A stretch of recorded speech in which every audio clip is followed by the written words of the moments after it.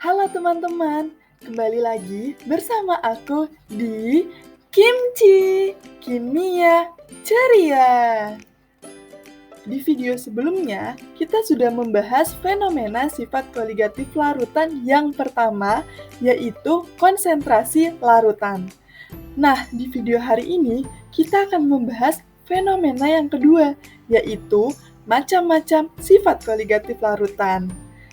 Nah, teman-teman Kimchi udah tahu belum sifat koligatif larutan itu ada apa aja ya? Nah, kalau belum tahu, yuk sama-sama kita belajar bareng. Sebelumnya, aku mau ngajak teman-teman Kimchi sedikit mengulas tentang jenis-jenis larutan. Karena nantinya jenis larutan ini akan berpengaruh dalam perhitungan sifat-sifat koligatif larutan. Larutan terbagi menjadi dua jenis, yaitu larutan elektrolit dan larutan non-elektrolit. Larutan elektrolit merupakan larutan yang mengalami perubahan kimia, menghantarkan arus listrik, serta terionisasi dalam larutannya. Sedangkan untuk larutan non-elektrolit kebalikannya. Larutan elektrolit terdiri dari dua bagian, yaitu elektrolit kuat dan elektrolit lemah.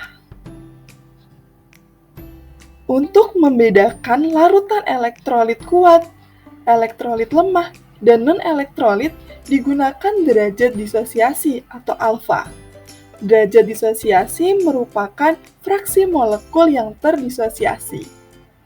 Untuk elektrolit kuat ini terdisosiasi sempurna dengan nilai derajat disosiasi sebesar 1.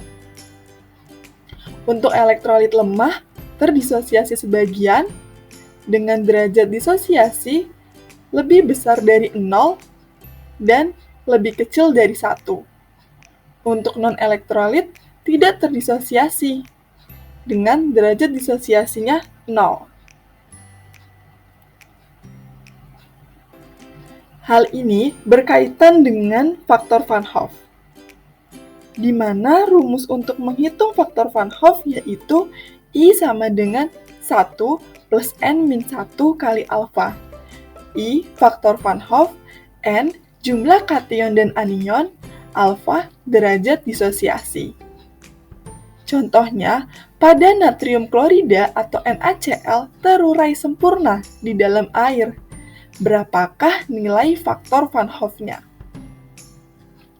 NaCl terurai menjadi Na plus Cl- dengan jumlah kation 1 dan jumlah anion 1, sehingga didapatkan N sama dengan 2. Larutan ini terurai sempurna, menandakan larutan tersebut merupakan larutan elektrolit kuat dengan derajat disosiasinya yaitu 1, sehingga I sama dengan 1 plus N-1 kali alfa, yaitu 1 plus 2 min 1 kali 1, sehingga didapat I-nya sama dengan 2. Oke, sekarang kita kembali lagi ke sifat koligatif larutan. Perhatikan gambar berikut. Ketika kita memanaskan air atau zat yang dapat menguap di dalam ketel yang ditutup, maka saat air mendidih tutup ketel dapat terangkat. Mengapa hal itu bisa terjadi? Sebenarnya, apa yang menekan tutup ketel? Airnya atau uap airnya? Jadi, dalam ruang tertutup, air akan menguap sampai ruang tersebut menjadi jenuh.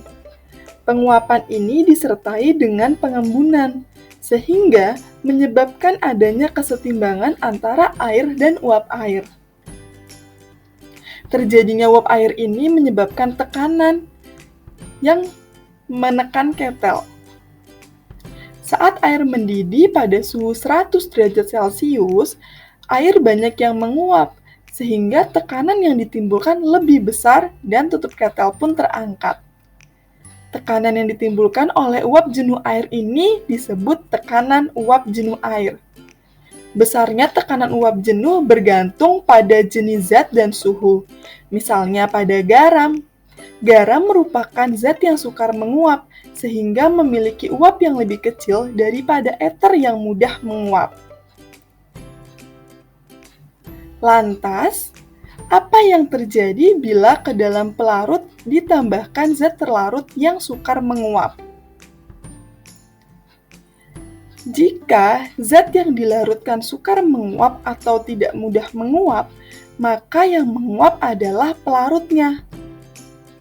Dengan adanya zat terlarut tersebut, menyebabkan partikel pelarut yang menguap menjadi berkurang sehingga terjadi penurunan tekanan uap.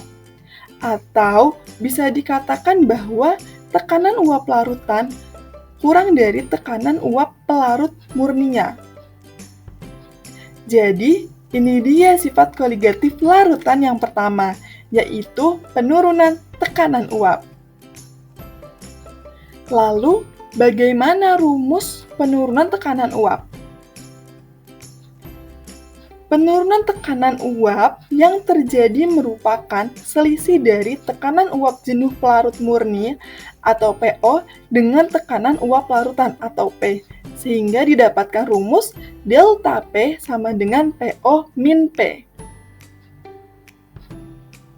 Seorang ahli kimia Prancis, François-Marie Raoult, mengemukakan bahwa melarutkan zat terlarut merupakan efek menurunkan tekanan uap dari pelarut. Hukum Raoult ini terbagi menjadi dua. Yang pertama, penurunan tekanan uap jenuh tidak bergantung pada jenis zat yang dilarutkan, tetapi bergantung pada jumlah partikel zat terlarut. Yang kedua, penurunan tekanan uap jenuh berbanding lurus dengan fraksi mol zat yang dilarutkan, sehingga didapatkan rumus P sama dengan PO kali XT dan P sama dengan PO kali XP. Dari rumus sebelumnya, delta P sama dengan PO min P, P-nya ini dapat diganti menjadi XP kali PO, sehingga didapat nilai delta P sama dengan XT kali PO.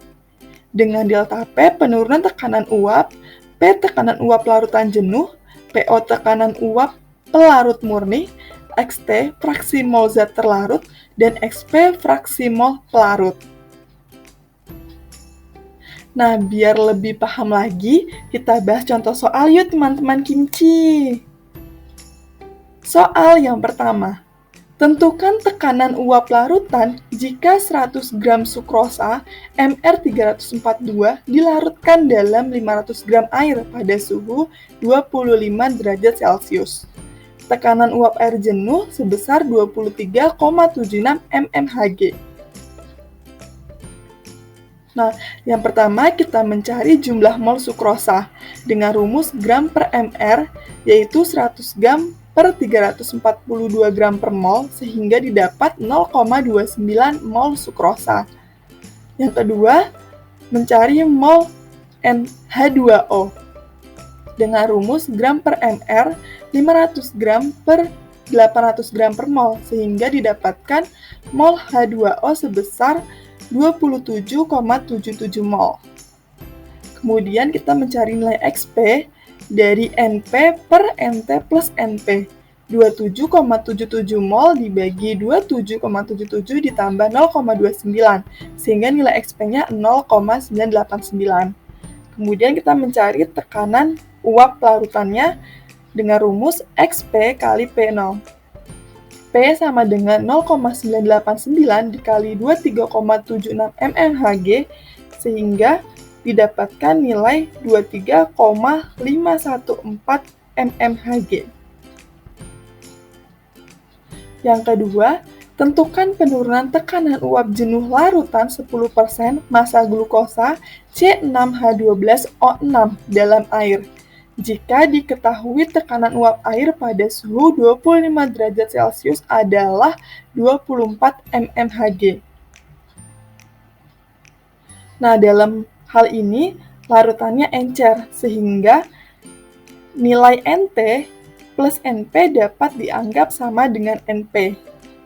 Yang pertama pastinya kita cari jumlah mol dari glukosa, yaitu dengan mencari massa glukosa 10 per 100 kali 100 gram. Massa glukosa 10 gram kemudian mencari nilai mol yaitu gram per mr, didapatkan nilai 0,05 mol.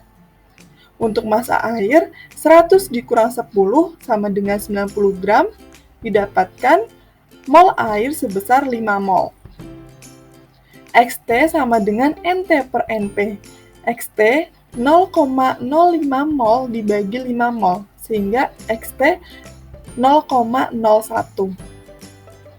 Kemudian, delta P sama dengan PO kali XT. Delta P sama dengan 24 mmHg dikali 0,01, sehingga penurunan tekanan uap sebesar 0,24 mmHg.